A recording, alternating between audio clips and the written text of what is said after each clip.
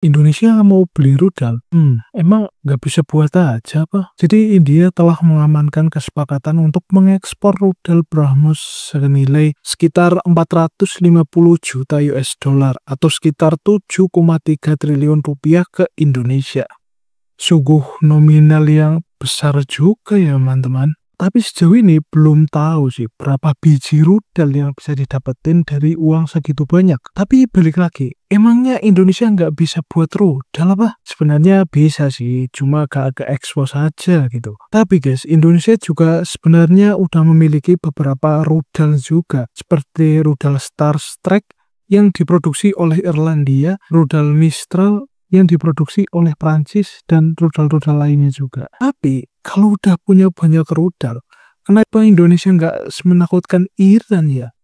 Mari kita bahas. Jadi beberapa hari yang lalu, India baru saja merayakan hari ulang tahun kemerdekaannya. Meskipun merdekanya 15 Agustus 1947, namun konstitusinya baru disahkan pada 26 Januari 1950. Dan pada 26 Januari juga disebut sebagai Hari Republik India. Nah, yang menarik dalam perayaan tersebut ada keterlibatan dari TNI juga di sana, dan bahkan dihadiri langsung oleh Pak Presidennya kita, Pak Presiden Prabowo. Walaupun begitu, ya memang India sering sekali itu jadi negara yang sering kita ledekin.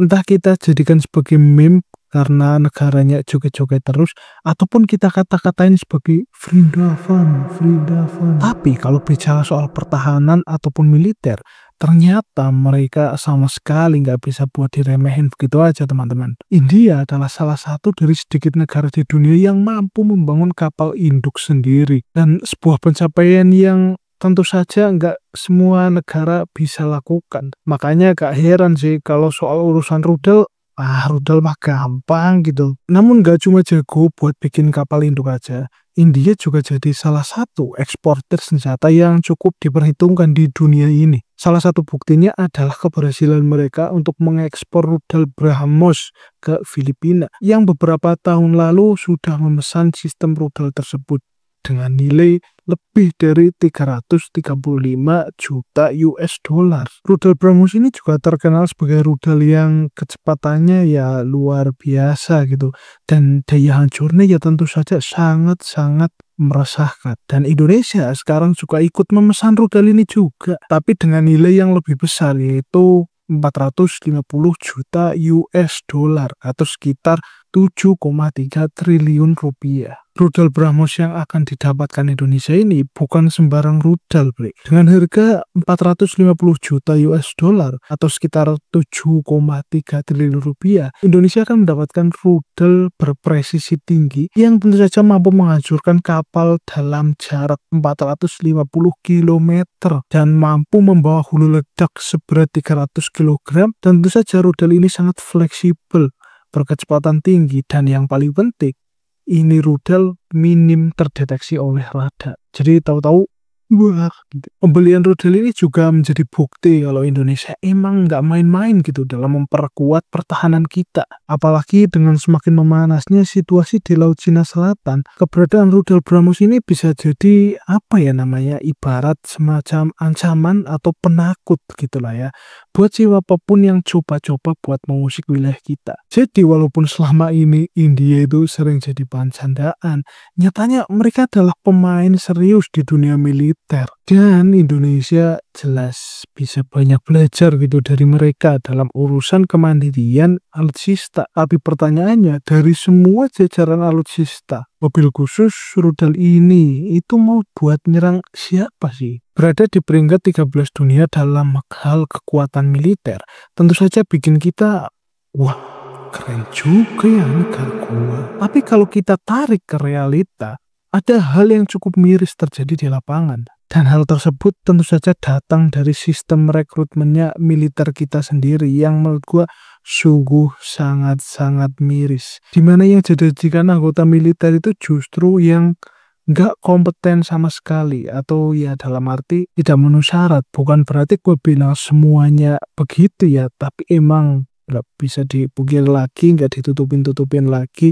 Emang ada oknum-oknum yang suka memasukkan orang ke dalam militer dengan catatan orang tersebut membayar sejumlah uang gitu. Ya ini sebenarnya adalah salah satu hal yang seharusnya nggak terjadi di dalam militer. Walaupun hal-hal semacam ini mungkin aja nggak berpengaruh langsung ke efektivitas rudal atau alutsista kita, tapi tetap aja ada satu hal yang gua sayangin gitu. Masuk ke dunia militer itu katanya harus punya mental baja, fisik kuat, dan tentu saja disiplin yang tinggi.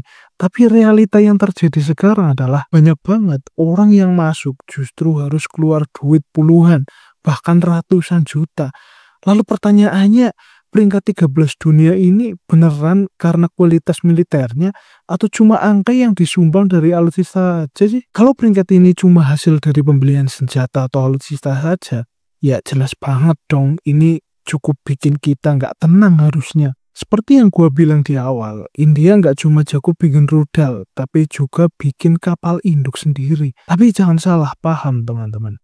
Indonesia itu beli rudal bukan berarti mau nyerang siapa-siapa ya. Meskipun kita bukan dalam kondisi perang, tapi tetap aja penguatan militer itu sangat-sangatlah penting. Mau gimana pun kita juga harus tetap nambah dan memperbarui jajaran alutsista kita. Karena kalau kita cuma santai-santai aja dan nggak ngikutin perkembangan zaman, kita bakal ketinggalan loh dengan negara-negara lain tentu saja. Mungkin kita bisa belajar banyak dari India. Negara yang sering kita buat guyon, sering kita bully, jadiin bahan meme soal joget-joget dan kerendoman warganya. Tapi India ini ternyata punya industri pertahanan yang sangat-sangat kuat melebihi ekspektasi kita semua. Mereka bisa bikin rudal, bikin kapal, dan kalau diperhatikan lagi, Indonesia dan India ini sebenarnya punya kesamaan dalam budaya masyarakatnya loh, yaitu sama-sama suka joget sebenarnya. Jadi kalau India aja bisa, harusnya Indonesia juga punya peluang yang sama sih buat bikin rudal sendiri atau buat bikin kapal induk sendiri. Ya walaupun emang udah bisa gitu buat kapal perang sendiri dan buat rudal juga, tapi masalahnya kita tuh emang belum seserius itu buat ke situ gitu. Dan menurut gua kalau emang udah serius gitu ya, pasti kan udah banyak banget pesanan-pesanan dari luar negeri ya kan. Selain itu, gue juga masih inget banget waktu India berhasil mendaratkan pesawat atau roketnya itu untuk pertama kali di bulan. Walaupun di media sosial itu banyak yang ketawa gara-gara animasi pendaratannya, tapi tetap aja ini sebuah pencapaian besar yang lagi-lagi kita nggak bisa. Dan sementara itu di Indonesia sendiri masih banyak banget orang yang malah percaya teori-teori kayak bumi datar dan teori-teori lain. Tapi balik lagi, buat saat ini menurut gua sih sah-sah aja gitu ya. Kalau kita beli rudal dari India ataupun beli pesawat Rafale dari Prancis gitu. Posisi kita kan emang sangat strategis gitu ya. Negara tetangga juga ada yang suka usil gitu di perbatasan laut. Dan kalau kita nggak punya pertahanan yang bisa dibilang kuat, ya siap-siap aja negara kita dibodoh-bodohin, negara kita dilecehin. Bukan buat menyerang sih sebenarnya, tapi buat mempertahankan diri, karena dalam dunia geopolitik yang kuatlah yang bakal dihormatin. Apakah ini sebuah pemborosan? Menurut gua jelas enggak. Pertahanan itu bukan cuma soal alutsista dan militer doang loh, tapi juga soal ketahanan nasional secara keseluruhan.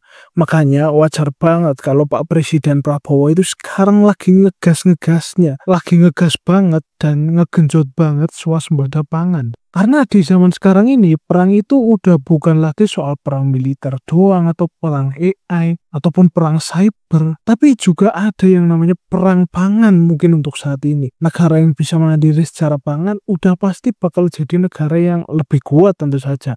Karena nggak bakal gampang buat dikendaliin atau ditekan negara lain lewat embargo atau manipulasi harga bahan pokok. Tapi di sisi lain kalau ngomongin peringkat militer, posisi Indonesia itu ada di peringkat 13 dunia. Itu sebenarnya cuma angka di atas kertas saja sih. Yang paling penting tetap ada di mental dan kualitas prajuritnya menurut gua. Makanya langkah TNI yang sekarang mulai merekrut prajurit-prajurit cyber itu menurut gua keputusan yang sangat-sangat tepat di era digital kayak sekarang ini. Walaupun emang udah sedikit terlambat gitu. Karena sekarang ini emang perang gak cuma di medan fisik aja. Jadi lebih masuk akal kalau yang memang ahli di bidang cyber itu direkrut langsung buat jadi TNI. daripada memaksakan orang yang udah ada atau TNI yang udah ada terus harus belajar dari nol. Tapi balik lagi, walaupun kita punya teknologi yang canggih, strategi yang bagus, masalah klasik di tubuh militer kita masih tetap ada. Itu soal oknum-oknum yang tadi gua bilang, yang suka main belakang, suka masuk-masukin orang sembarangan. Sebenarnya nggak sembarangan juga sih, cuma pakai uang gitu. Gua rasa ini adalah PR yang besar juga yang harus segera diberesin. Percuma kan punya rudal banyak, rudal canggih atau pesawat yang banyak dan canggih, kalau yang masuk ke dalam TNI itu masih ada yang pakai jalur belakang atau nepotisme atau ya bahasa gampangnya nembak gitulah. Masalah kayak gini tuh sebenarnya gitu malah justru bisa bikin sistem pertahanan kita menjadi lemah. Lemahnya itu bukan dari luar tapi dari dalam. Dan kalau hal kayak gini dibiarin terus, peringkat 13 itu emang bakal jadi bener-bener sekedar angka aja loh. Dan gak ada artinya sama sekali. Jadi kalau kita mau benar-benar memperkuat pertahanan, bukan cuma soal beli alutsista canggih atau bangun pasukan cyber aja, tapi juga harus beresin sistem dari akar-akarnya. Mulai dari kualitas prajurit, transparansi dalam perekrutan, sampai reformasi mental di dalam institusi militer harus jadi prioritas. Karena pada akhirnya kekuatan pertahanan sebuah negara itu nggak cuma diukur dari senjata atau jumlah pasukannya, tapi juga dari integritas, profesionalisme orang-orang di dalamnya, dan semua anggota yang terlibat di dalamnya juga. Harusnya dukun santet direkrut jadi tentara gak sih? Buat kendaliin tentara gaib. Oke, mungkin itu aja yang pengen gue sampaikan di video kali ini. Jangan lupa like, komen, dan subscribe. Dan tentu saja gue masih menunggu head-head komen kalian di kolom komentar di bawah ini. Gue Fimardianto. Sampai jumpa di video berikutnya.